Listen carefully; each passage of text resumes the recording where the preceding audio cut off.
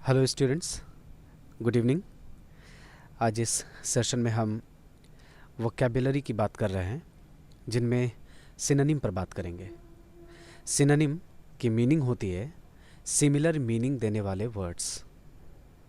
यानी एक शब्द आपको दिया गया होगा, उनके ऑप्शंस नीचे दिए गए होंगे। उन ऑप्शंस में से कौन सा ऐसा वर्ड होगा जो कि आपको दिए गए वर्ड की मीनिंग दे, दिए गए वर्ड की सिमिलर मीनिंग दे, उस वर्ड को हम सिनोनिम कहेंगे। एक सेक्शन मैंने बना रखा है, एक वीडियो मैंने बना रखा है सिनोनिम और निमोनिक पर, जिसमें मैंने बताया है कि सिनोनिम और निमोनिक की मीनिंग क्या होती है, इनके प्रोनाउंसिएशन क्या होते हैं, इनकी डेफिनेशन क्या है और इनकी ओरिजिन क्या है।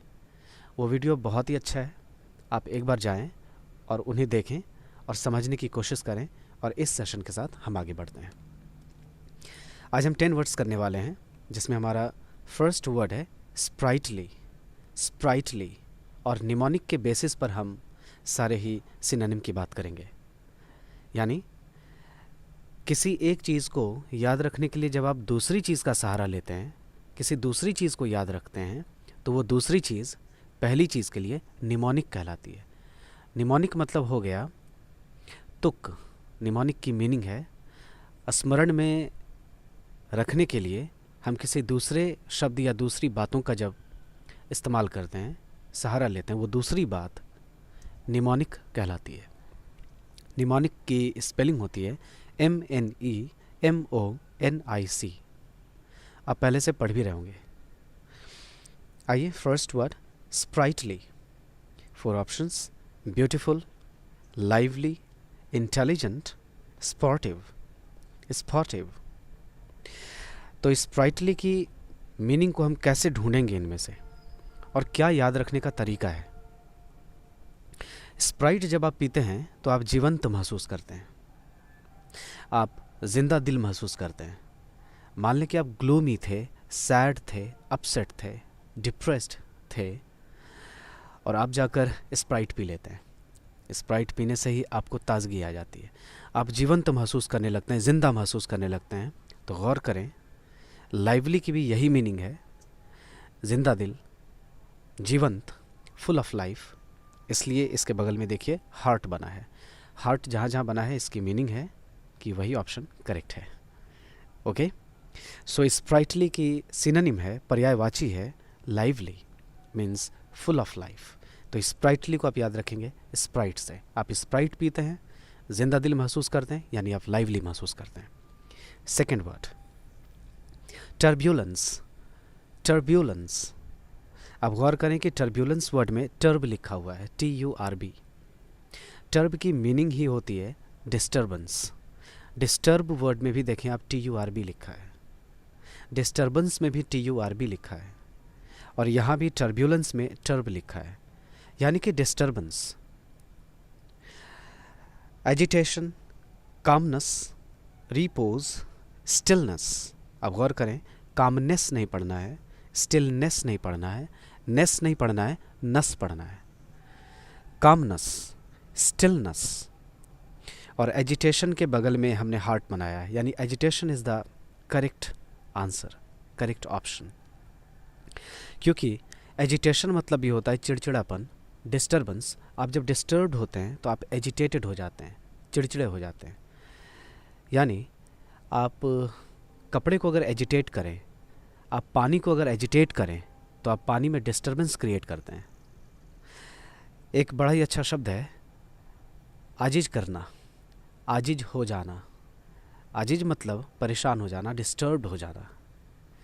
कुछ लोकेलिटीज़ में यह शब्द बड़ा फेमस है, तो याद रखें आप एजिटेशन को आजिज शब्द से, मतलब आप परेशान हो गए, आप डिस्टर्ब्ड हो गए।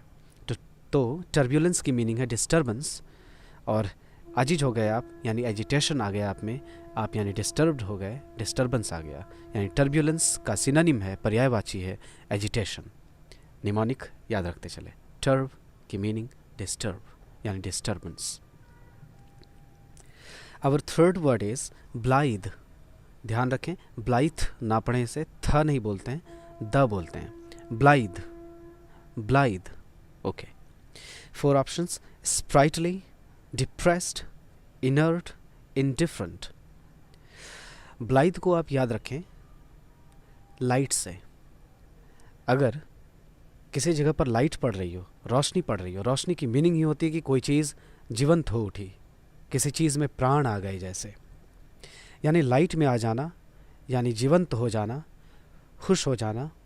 उसी तरह से स्प्राइटली आपने जस्ट अभी देखा है, स्प्राइटली वर्ड आपने पढ़ा है, इसको स्प्राइट से हमने याद रखा, तो स्प्राइटली में भी यही मीनिंग है कि हम जीवंत हो गए, लाइवली हो गए. सो ब्लाइद की मीनिंग स्प्राइटली है, स्प्राइटली की मीनिंग ब्लाइद है. Both are synonymous to each other. Sprightly, correct. Number 4, bleak. Bleak. Options: balmy, endorse, dreary, perpetual. Bleak, इसके लिए निमोनिक क्या है हमारे पास? आप गौर करें, इसमें लिखा हुआ है लीक. सपोज कि आपके राज किसी ने लीक कर दिए, यानी आप अब दुखी हो जाएंगे कि आपका राज अब कोई जान रहा है. अब तो आपके राज सबके सामने खुल गए, यानी राज खुलते ही आप दुखी हो जाते हैं. तो आपकी बातें लीक हो गई, यानी आप ड्रियरी हो गए, आप दुखी हो गए. डी से ड्रियरी, डी से दुखी. ड्रियरी, दुखी, अंत में री खी बात मिलती है.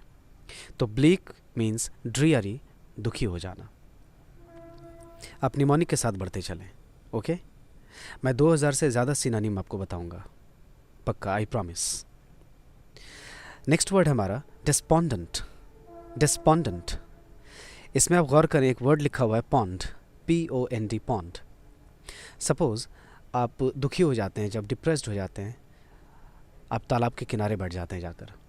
मान लें कि कोई इंसान तालाब के किनारे बैठा हुआ है, मतलब वो दुखी है, यानी डिजेक्टेड फील कर रहा है, दुखी महसूस कर रहा है. तो डिस्पोंडेंट की सिनोनिम है, पर्यायवाची है, डिजेक्टेड. दूसरे तरीके से भी आप याद रख सकते हैं इसे, डिस्पोंडेंट, पेप्सोडेंट. डिस्पोंडेंट, पेप्सोडेंट एक जैसा सुनाई दे रहा है. यानी डिस्पोंडेंट को आप पेप्सोडेंट से जोड़कर देखें. मान लें कि आप सुबह सुबह ब्रश नहीं करते, यानी पेप्सोडेंट नहीं करते, तो आप दिन भर अच्छा महसूस नहीं करेंगे, ग्लूमी, डिप्रेस्ड, डिजेक्टेड महसूस करेंगे.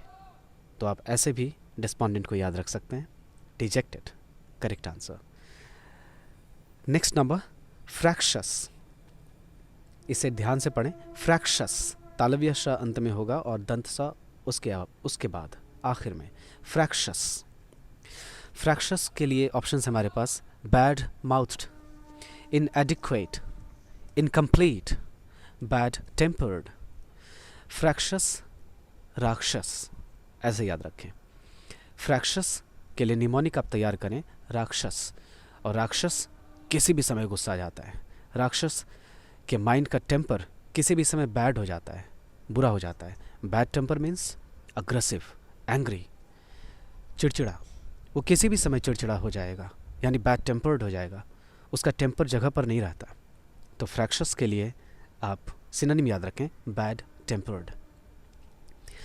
आप ऐसे भी याद रख सकते हैं कि क्लास में मान लें कि फ्रैक्शन का टेस्ट होना है और बच्चों को फ्रैक्शन आता नहीं है, वो भूल गए हैं, रिवीजन करके नहीं आए हैं बच्चे, तो वे चिड़चिड़ा जाएंगे, बैड टेम्पर्ड हो जाएंगे कि आज अचानक से टेस्ट कैसे लिया जा रहा है, आज अचानक से टेस्ट कैसे हो जाएगा, मैं तो जानता ही नहीं हूँ कुछ.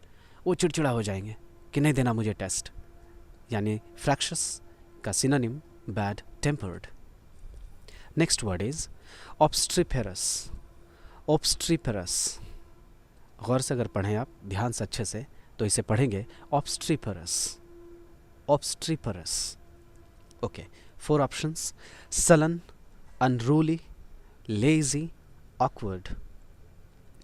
ऑब्स्ट्रीपेरस के लिए आप निमोनिक तैयार करें.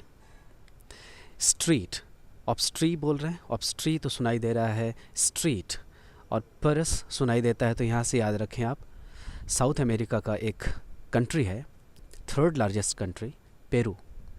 यानी कि पेरू के स्ट्रीट पर बहुत ज़्यादा शोर शराबा है, जिस पर कंट्रोल कर पाना मुश्किल है, जिस पर कंट्रोल करना मुश्किल है. ओके.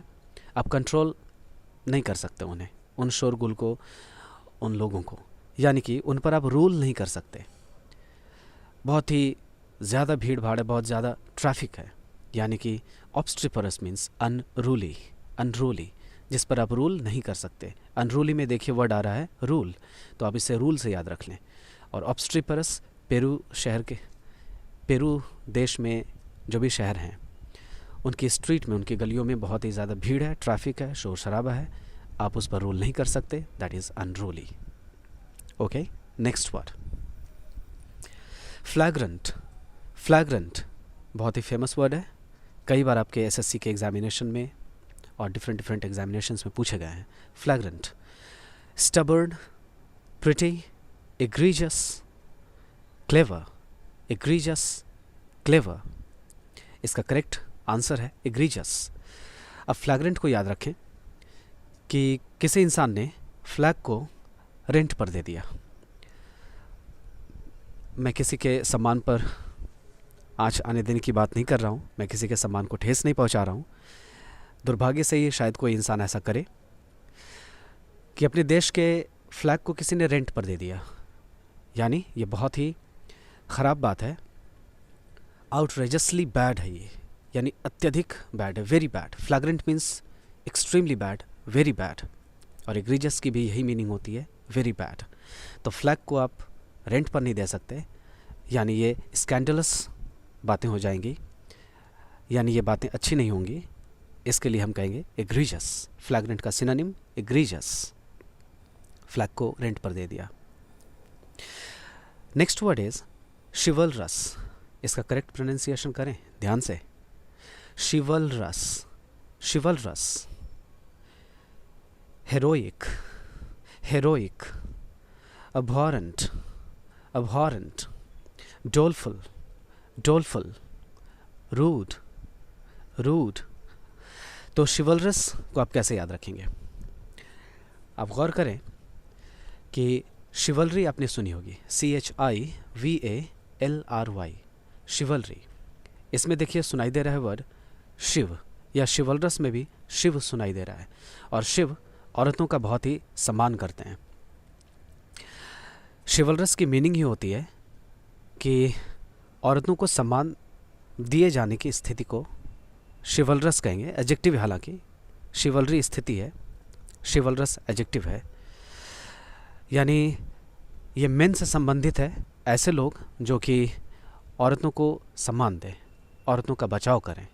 तो औरतों का बचाव कब कर सकते हैं? जब आप हेरोइक होंगे, आप जब ब्रेव होंगे, यानी आप में जब साहस होगा। तो शिवलरी की मीनिंग होती है साहस, और शिवलरस की मीनिंग होती है ब्रेव, साहसी, यानी हेरोइक। हीरो क्या होता है? साहसी होता है, वो सबकी रक्षा करता है। तो शिवलरस की मीनिंग है heroic.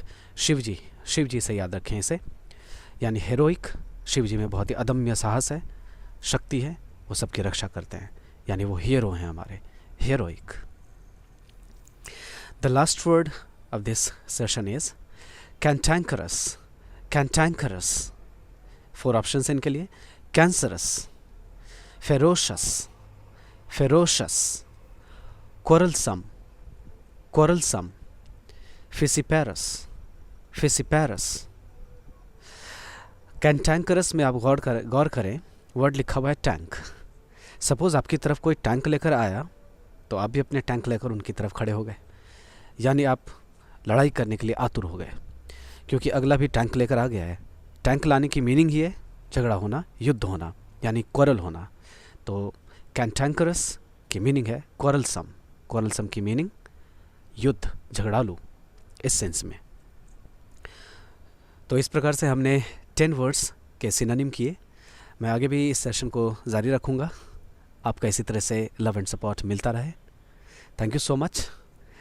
Stay healthy, stay blessed. मन हो तो परिवार बनते जाएं, सब्सक्राइब कर लें ताकि आपको सारे वीडियोस मिलते रहें। Thank you so much.